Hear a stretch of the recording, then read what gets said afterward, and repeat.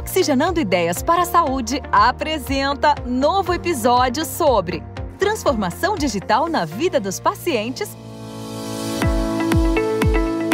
Olá, seja muito bem-vindo ao podcast Oxigenando Ideias para a Saúde. Eu sou Eduardo Mangione, CEO da ePharma, e convido você para se conectar às tendências e novidades junto aos protagonistas que estão transformando o mercado de saúde no Brasil. Estamos de volta com a segunda parte da entrevista com a Kelly Cristina Rodrigues, CEO e fundadora da Patient Centricity Consulting, a primeira empresa especializada em experiência do paciente no Brasil. Vamos continuar falando sobre como as empresas estão implementando a gestão da experiência do paciente e por que isso é tão importante para a área de saúde em geral. Bem-vinda de volta, Kelly! Obrigada, Edu. Que bom estar aqui com vocês. Nem preciso falar que eu adoro o tema. Nós dois. E Kelly, vou começar com a primeira. Então, a minha primeira pergunta é o seguinte. Aqui no Brasil, a gente vê algumas instituições já adotando algum procedimento de experiência do paciente. Mas, sinceramente, eu percebo que a maioria não tem método, não faz isso de uma forma estruturada. E para fazer isso, para começar e saber o que está acontecendo, é preciso realizar um diagnóstico para entender o momento atual dessa instituição? É isso? É isso que a gente captura? É isso mesmo, Edu. A gente precisa fazer um diagnóstico. Muitas instituições falam, não, mas eu já sei o que pega. Só que as empresas, as pessoas, de uma forma geral, têm uma visão de dentro para fora. Então, assim, eu acho que eu sei o que... Eu já trabalho aqui tantos anos, eu já sei o que os pacientes querem, eu já sei o que eles reclamam. Mas muitas vezes a gente não ouve verdadeiramente o que os pacientes têm a dizer. Então, a primeira coisa que a gente precisa fazer é um diagnóstico. A gente normalmente faz uma curadoria de informações, juntando todas as informações de tudo que já é feito de alguma forma sobre a experiência do paciente na instituição. Quanto maior a instituição, menos centralizadas as coisas estão. Então, às vezes, tem área que está fazendo coisa que a outra área não está sabendo. Então, a primeira coisa que a gente... Então, a gente precisa fazer uma curadoria para centralizar essas informações e aí a gente entra com um complemento do que é necessário mais a gente investigar e faz aí um diagnóstico, normalmente através de pesquisa qualitativa, para a gente entender o que está pegando e o que a gente precisa transformar. Não, faz muito sentido. Eu sempre acredito que, e aí é parte da sua metodologia, né, mas não dá para a gente caminhar com planos de ação sem um diagnóstico muito claro, né? Quer dizer, é até meio óbvio, mas eu tenho certeza que não é tão óbvio na prática, né? Isso mesmo. Não, e um diagnóstico claro pela perspectiva do paciente. Exatamente. Né? Eu falo sempre, Edu, que se a gente fizer uma analogia de um paciente nadando uma margem do rio para o outro, o médico sabe sempre onde vai estar mais raso, onde vai estar mais profundo, mas quem está nadando é o paciente. Então, a gente precisa conversar com quem está nadando, é ele que está enfrentando ali todas as questões. Excelente então, analogia. Que é claro para a gente, não é claro para o paciente e vice-versa. Legal. E no nosso papo anterior, você comentou que Estados Unidos e Europa, né, a experiência do paciente tem um olhar onde todos dão a mesma importância para o tratamento, ou tem a mesma importância para o tratamento de uma pessoa. O médico ou o técnico de enfermagem, eles estão igualmente envolvidos nos cuidados para o bem-estar do paciente. Por que essa percepção ainda não é comum aqui no Brasil, nas organizações de saúde, seja ela pequena ou grande porte? Edu, eu acho que a gente tem alguns desafios que são desafios mundiais. Quando a gente está falando desta forma de envolver, de ter empatia e tudo mais, não significa que os Estados Unidos ou a Europa façam isso. Eu primeiro preciso te explicar algumas diferenças. Vamos lá. Os Estados Unidos, eles começaram a atuar com a experiência do paciente, foi por isso que eu fui estudar lá, porque eles começaram a ser remunerados pela experiência do paciente. Então, houve uma implementação de uma ferramenta que chama HCAHPS pelo governo americano em 2006. Eles testaram essa ferramenta por 2 anos. Então, todo mundo que passava, que estava ligado ao Medicare e ao Medicaid, passava por uma internação hospitalar e aí recebiam do governo uma pesquisa. E essa pesquisa, ela tem, é uma pesquisa de experiência, porque ela tem realmente essas perguntas que a gente já conversou no primeiro bloco, mais tangíveis, e que essas instituições, um dos critérios de remuneração dessas instituições era o resultado do HCAHPS. Então, eles começaram a remunerar a partir de 2008. Quando começou a acontecer isso, veio uma transformação muito grande do setor. porque eles são remunerados, então está mexendo no bolso. Então o americano é totalmente show me the money. O americano é focado no resultado. Então eles não têm essa questão da humanização na veia, é diferente, entendeu? Mas eles tiveram que se profissionalizar por causa disso. E o outro fator foi realmente o Value-Based Healthcare, porque quando eu estou falando de um pagamento baseado em valor, por mais que o profissional seja o melhor do mundo, se ele não envolver o paciente no tratamento, o desfecho clínico não vai ser o melhor. Então, esses dois fatores foram os fatores que transformaram o mercado americano. Eu ainda acho que o mercado americano tem muita teoria descolada da prática. Então, eles não são os mais humanos, os mais acolhedores. Eles buscam muito isso em virtude do modelo de remuneração. Quando a gente olha o mercado europeu, é diferente, porque a Europa ela tem um conceito de humanização muito mais forte, e a gente tem o seguinte, com as suas diferenças entre cada país, mas a maior parte do sistema de saúde é público. E se eu tenho o mesmo dinheiro para atender todo mundo, eu tenho que atuar com cuidado centrado no paciente para poder atender mais gente. Então eu preciso educar o usuário, eu preciso engajar no tratamento.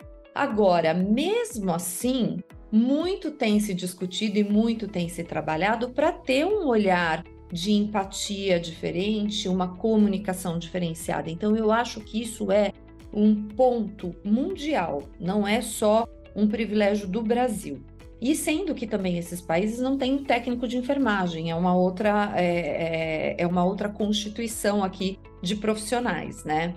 Quando a gente traz para o Brasil, para a nossa realidade, nós temos algumas questões. Primeiro, eu acho que a enfermagem é a que está na linha de frente. Eu, às vezes, falo assim, meu Deus, o quanto a enfermagem apanha. Eu mesmo dando aquele exemplo que a minha tia está internada agora, das coisas todas que aconteceram, quem tá eles estão ali, no dia a dia, eles estão na hora, eles estão em todo momento com o paciente.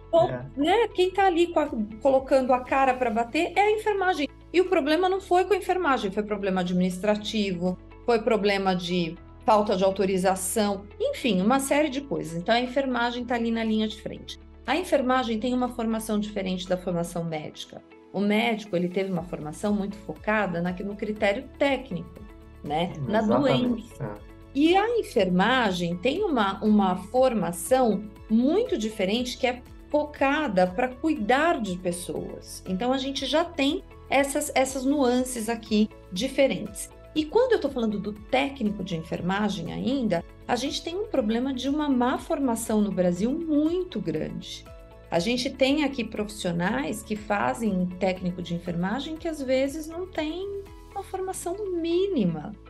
E aí a gente fala assim, para aquele técnico de enfermagem que nunca lavou as mãos a vida inteira na casa dele, que ele precisa lavar as mãos para cuidar do paciente. Então eu tenho um problema muito grande de formação. Então é um desnível aqui de conhecimento muito complexo. Então, como é que a gente às vezes consegue engajar lá um técnico de enfermagem que tem tantos problemas pessoais, falar para ele ter empatia, sabe? Então tem muitas questões aqui que precisam ser muito trabalhadas. Mas eu vejo que a gente tem que ter abordagens diferentes com cada um desses públicos. Então, com o médico, a gente precisa, na verdade, cuidar de todos eles. O cuidar de quem cuida é algo primordial. Não dá para a gente dar cacetada no profissional e querer que ele entregue uma boa experiência. Então, isso é a primeira coisa. A gente tem profissionais aqui que lidam com doenças muito complexas, com oncologia, com doenças raras, pessoas que vivenciam uma tristeza muito grande todos os dias. Então, a gente precisa cuidar emocionalmente desses profissionais para que eles possam se preparar melhor e tratar e também não adoecer emocionalmente. Sem dúvida, tem que ter uma baita resiliência, né? Deus do céu. Super. E eu acho que a gente tem, com cada uma dessas categorias, drives diferentes. Então, para o profissional de saúde, para o médico, a gente precisa realmente trabalhar aspectos da comunicação, são muito importantes. Para a enfermagem, a gente também precisa trabalhar aspectos da comunicação, apesar deles terem muito essa questão do cuidado, e também para um melhor trabalho em equipe. E quando a gente está falando do técnico de enfermagem, a gente precisa atuar com todas essas coisas e também com critérios técnicos de uma forma muito mais forte. Bacana. E queria saber como que tá evoluindo a experiência do paciente na saúde, o que a gente pode esperar no futuro aí nessa área? Eu acho que a gente tem evoluído muito, então, como eu te disse, eu falo disso no Brasil desde 2014, fundei a empresa em 2015, então eu sinto um crescimento muito grande. Eu fiquei realmente muitos anos pregando no deserto, onde as pessoas falavam, para que serve isso? Hoje, ainda tem um discurso, hoje todo mundo está falando disso, hoje virou fashion, mas ainda tem um discurso além da prática, né? De, quero fazer e tal, e ainda de uma atuação superficial. Agora eu acho, Edu, que é um caminho sem volta. Eu acho que em poucos anos a gente vai ter isso de uma forma muito mais robusta e muito mais consistente, porque cada vez mais as organizações de saúde estão entendendo que atuar com a experiência do paciente vai ser bom para atrair mais clientes, para retenção de clientes, para que eu tenha um melhor relacionamento com todos os stakeholders, porque eu vou precisar cuidar de quem cuida, então eu vou ter menos rotatividade de profissionais de saúde, eu vou, consequentemente, tendo profissionais que rodam menos, eu vou ter aqui um atendimento muito mais assertivo, com menos custos, e eu vou ter melhores desfechos clínicos. Então, eu acho que em poucos anos a gente vai ter isso de uma forma muito mais robusta. Olha, eu vou voltar ao que eu falei. Eu acho que, do jeito que você colocou o exemplo, isso que mexe com a proposta de valor, né? E tudo que mexe com uma proposta de valor, ela é altamente atrativa com um payback garantido, né? Praticamente garantido. Não tenho nem dúvida que esse tema vai continuar crescendo, vai ser parte cada vez mais profunda, né? Dentro de uma organização, desde a sua autogestão até quem está na operação mesmo, porque ela transforma, né? Então, resumindo, com tudo isso que a gente já falou até agora, a gente pode dizer que o objetivo de implementar a experiência do paciente é transformar o que não está legal dentro de uma organização? É isso mesmo, é a gente transformar a cultura organizacional, e quando eu estou falando da cultura organizacional, não significa que a cultura existente não sirva, né? Mas a gente precisa acoplar ou melhorar a cultura já existente com um olhar diferente, com um mindset dos profissionais de uma forma diferente, entendendo a importância da experiência do paciente, entendendo a importância de trazer ele para ser membro da equipe, né? Para que ele tenha algum protagonismo. O pessoal diz muito do protagonismo, mas é que hoje o paciente é passivo.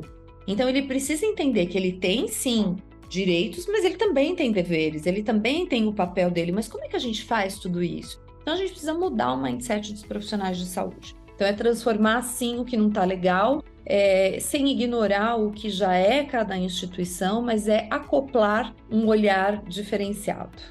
E aqui, Kelly, deixa eu te fazer um paralelo, porque eu estou pensando muito no que você comentou antes de educação, né? A gente, olhando o que está vindo, o que está chegando, e mesmo no assunto, né, experiência do paciente, que é um assunto pouco conhecido ainda, né? Pouco divulgado, assim como você comentou, você ainda vai pegar muito no deserto, eu tenho certeza. Nossa, mas tá muito melhor, muito melhor. Mas pensando nessa realidade, né? Existe uma necessidade de formar profissionais especializados na gestão da experiência do paciente. A gente pensando em reskilling, upskilling, e eu sei que no Brasil já existem até cursos de pós-graduação para habilitar o profissional de saúde a cuidar da operação, administração, gestão, quer dizer, tem uma série de cursos que já existem, né, para olhar mesmo a qualidade e a segurança do paciente. Como que você vê essa evolução na área de educação voltada à gestão de saúde? Eu acho, gestão de saúde de uma forma geral, você diz, não só exatamente... De forma geral. Assim, eu acho que cada vez mais, né, ainda mais eu que trabalho já há 25 anos na área, eu vejo quanto isso já mudou, o quanto isso já melhorou, o quanto a gente não tinha profissionais focados de gestão em saúde, em gestão em saúde. Então, o médico, ele era médico e aí, ele, de repente, ele era dono de hospital, e era isso. Então, né, a gente teve muitas transformações. Mas eu acho que a gente tem melhorado cada vez mais e que os profissionais hoje têm essa consciência que, independente dele ser um profissional técnico, se ele quer atuar de uma forma mais abrangente, ele precisa estudar gestão. Ele precisa estudar gestão, seja para gerir o seu negócio, seja para poder atuar nas instituições de saúde. Agora, voltado à experiência do paciente, é uma carência muito grande, né? Por isso que o meu curso foi o primeiro curso do Brasil, passaram já 12 mil pessoas. E depois deste primeiro curso do Brasil, aí surgiram 500 mil pós-graduações. Hoje tem um monte de pós-graduação de experiência do paciente. Então, é isso. O profissional tem que olhar, entender qual é o momento. Hoje, por exemplo, hoje eu não opto mais por eu fiz MBA, eu fiz um monte de curso de longa duração. Hoje, para mim, o que funciona mais é fazer cursos que sejam mais diretos, mais curtos, mais direcionados, mas essa é a minha forma de aprendizagem. Pode ser que um prefira fazer um curso de 2 anos.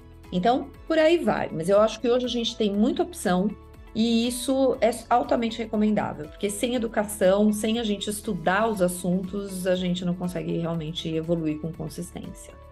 Concordo 100% aqui.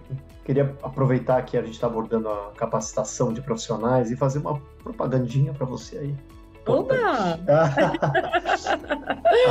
A Kelly também é autora de um livro chamado A Experiência do Paciente. Como criar, implementar e gerir bem um programa de excelência em experiência de pacientes. Esse livro, Kelly, ele está disponível apenas no formato impresso ou também tem a versão digital? Só para a gente... Obrigada pela propaganda, em primeiro lugar. Opa.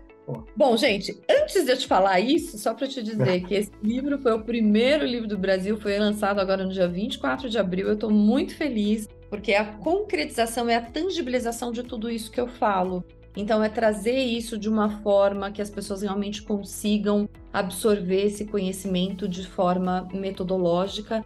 Então, tem uma parte inicial toda falando de metodologia e a última parte é trazendo aí alguns cases super importantes, como o Mayo Clinic dos Estados Unidos, tem 2 cases brasileiros. Vai ter case lá também. E tem também as associações de pacientes, né, que trazem, para a gente trazer também a voz do paciente, o que elas estão fazendo para dar essa voz para o paciente, para engajar o paciente. Então, realmente está muito bacana. Esse livro ele pode ser adquirido em todas as plataformas digitais, então a Amazon, Magazine Luiza, todas elas.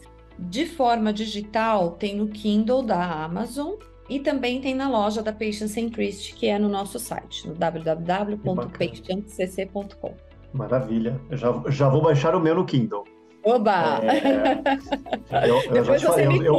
Eu vou te contar, porque eu adoro o tema e, assim, de verdade, eu comentei isso no nosso intervalo. Acho que eu não conheci alguém que conhece tão bem e tão profundamente de experiência de paciente. Eu estou muito curioso para me aprofundar mais mesmo, tá? E sobre o seu livro, Kelly, queria saber como que surgiu a ideia de escrever o livro, né? E qual que é o sentimento que você tem hoje de compartilhar a sua metodologia de trabalho, porque deve ser uma coisa muito bacana, né? Muito legal. Edu, foi assim, olha, primeiro para te falar que quando eu fiz essa minha mudança de carreira, você imagina que eu era uma executiva, e eu resolvi fazer essa virada de chave porque era algo que eu realmente acreditava, e que eu não estava me sentindo mais feliz em fazer o que eu estava fazendo. E foi muito difícil, Edu, foi muito difícil. Então, é assim, na época, todos os cursos que eu fazia eram fora do Brasil e todos eles eram presenciais. Então, cada curso era $5.000, mais passagem, mais hospedagem. Só para Cleveland Clinic eu fui 7 vezes, fora todos os outros lugares. E aí, quando eu fui convidada para estruturar esse primeiro curso do Brasil, que foi na Fundação Getúlio Vargas, foi da professora e doutora Ana Maria Malik, que ela está fazendo, inclusive ela não poderia deixar de não estar no prefácio do livro, ela é uma das pessoas que me fez realmente fazer tudo isso. Eu falei assim, não, eu não vou doar todo esse conhecimento, todo esse meu investimento, como assim, né, num curso? Só que, Edu, foi através do curso que as coisas começaram a acontecer, porque eu tinha realmente feito um investimento da vida para poder fazer tudo, colocar tudo isso de pé.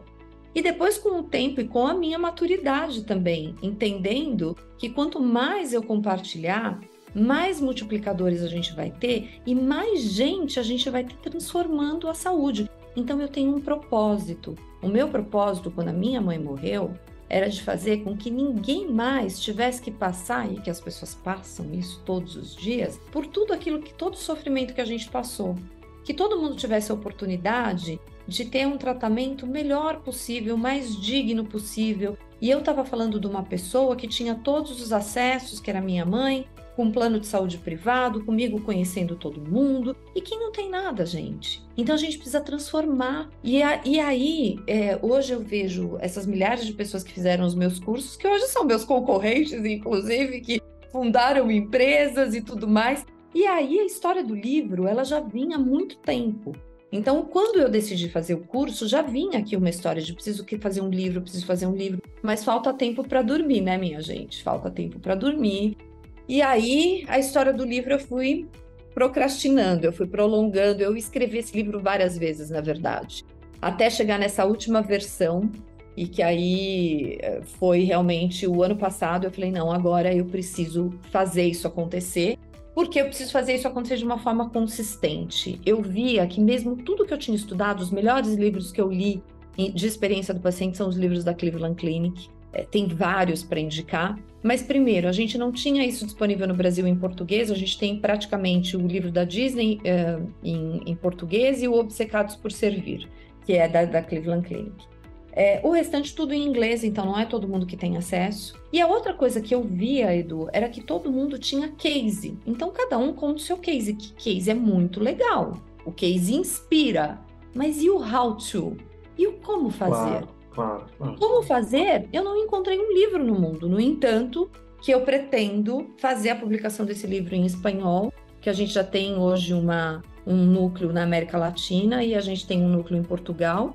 E também pretendo fazer em inglês, porque nem em inglês eu achei com metodologia. Então a ideia foi, como a gente traz isso para um método para efetivamente fazer transformação? Porque não tem algo que me irrite mais do que a gente falar só de teoria. Porque a teoria é linda, a nossa grande dificuldade é como a gente coloca em prática. Então eu quero prática, eu quero transformação, e eu acho que o livro é a tangibilização disso tudo.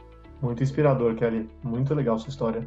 E para finalizar aqui, infelizmente, porque nosso tempo é curto, mas Kelly, como que você vê as instituições do Brasil hoje em termos de experiência do paciente? Eu vejo no momento inicial para médio. A gente tem aqui algumas instituições que têm uma atuação um pouco mais robusta e outras que estão em busca disso, que estão tentando estruturar isso de uma forma mais robusta, mas eu acho que a gente ainda tem muito para ser explorado, muito para ser entendido.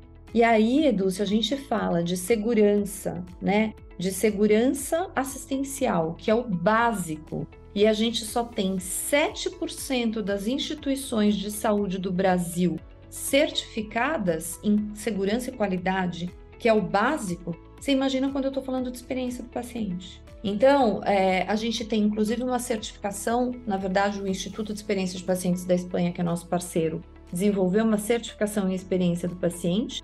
A Patient Centricity é habilitada para certificar as instituições do Brasil e de Portugal, e a gente não tem nenhuma instituição ainda no Brasil certificada em experiência do paciente.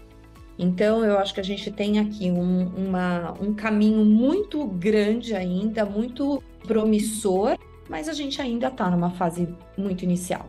Conversamos com a Kelly Cristina Rodrigues, CEO e fundadora da Patient Centricity Consulting e autora do livro recém-lançado, Experiência do Paciente, como criar, implementar e gerir bem um programa de excelência em experiência de pacientes, que está disponível nas livrarias, na Amazon ou pelo site da Patient Centricity Consulting.